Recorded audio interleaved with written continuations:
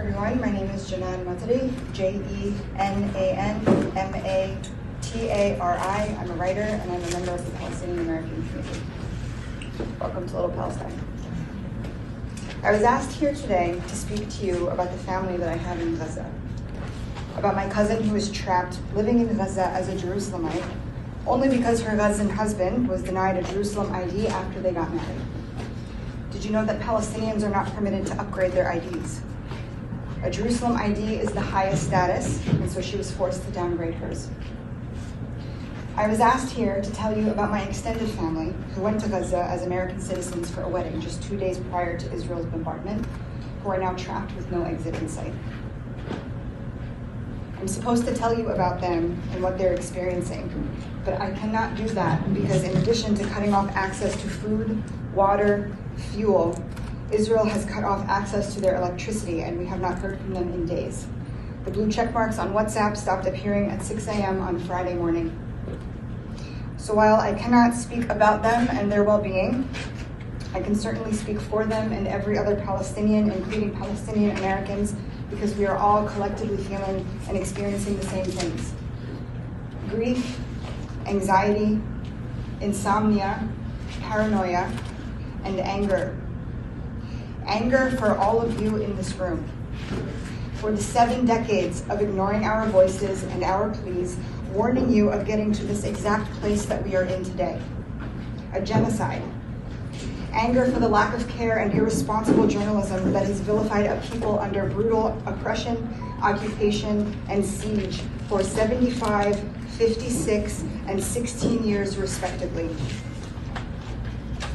If you look at the headlines just moments before genocides throughout history took place, they are nearly identical to those filled with unsubstantiated and retracted claims that you circulated about my people 1 week ago. You consistently portray oppressed people fighting Goliath-esque colonial powers as barbarians and brutal savages, so that when the massacres begin, or in the case of Palestine, continue, public opinion and hatred for us is turned into justification for our death. And you have never been held accountable, not even once. Because of your reported billions of dollars from the US in the form of bombs, white phosphorus bombs that burn endlessly through your skin until it reaches your bones after it simply touches the air, are being dropped minutes apart on a city of 1 million children. Because of your reporting, the Israeli government has begun arming Israeli settlers, encouraging them to incite violence against Palestinians in occupied Palestine. Palestinians in Palestine cannot leave their homes without the threat of being shot to death by the Israeli military, police, settlers, all of whom are radical. Because of your reporting, Palestinians throughout the global Western diaspora are being arrested for protesting the genocide of Palestinians in Gaza. They are losing their jobs, their scholarships, the very idea of safety in their own homes away from home, places that we have contributed greatly to. Because of your reporting, Palestinian Americans are living amongst our neighbors paranoid, wondering if maybe they believe what you say about us and our cause. We are not sleeping, we are not eating. How can we when our brothers and sisters in Gaza are being collectively starved to death, waiting to die of hunger or thirst or a bombing? It is dangerous to be Palestinian in America. Just yesterday, a 6-year-old Palestinian boy in Chicago was murdered after his landlord broke into his home and stabbed him 26 times because of your reporting. This is media malpractice. Journalism is a righteous profession. I have a degree in journalism because I wanted my life's work to be righteous. In every other righteous profession, there are standards and there are repercussions for negligence and inciting harm onto others. Why are there none for you? You deliberately use language like Israelis killed and Palestinians died. You use terms like Hamas run when speaking of hospitals and schools housing children. You put terms like conflict and war in your headlines, alluding to the idea that 1 million children, who are the majority of the death toll in Gaza, are somehow equally as powerful as a nuclear war machine such as Israel. You are asking us for our stories, and it is too late. It's too late.